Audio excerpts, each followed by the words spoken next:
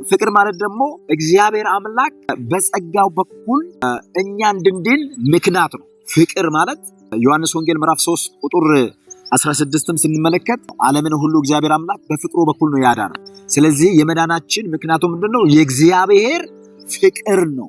ወረት የሌለው ፍቅር ነው።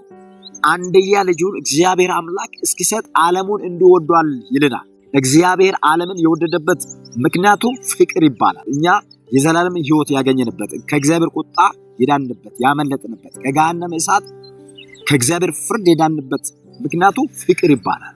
ፍቅር አስገድዶት ነው። ከሰማይ የወረደው ፍቅር አስገድዶት ነው። ጸጋ ማለት ነፃ የሆነ የእግዚአብሔር ስጦታ ማለት ነው። ይሄ በግሪክ ካሪስ ስዊትነስ ኦር አትራክቲቭነስ ላቪንግ ካይንድነስ በፍቅር የሚደረግ ቸርነት ማለት። እኛ የዳንበት መንገዱ የእግዚአብሔር ጸጋ ይባላል። እግዚአብሔር ያዳነን በጸጋው በኩል ነው። መንገዱ ነው ጸጋው መንገዱ ነው። ፍቅሩ የዳንበት ምክንያት ነው። እነዚህ ነገሮችን ለይተን ማወቅ አለብን። ምህረቱ ደግሞ የእግዚአብሔር ቁጣ በእኛ ላይ እንዳይሆን፣ የእግዚአብሔር ፍርድ በእኛ ላይ እንዳይሆን የእግዚአብሔርን ቁጣ የተከለከለልን ማለት ነው።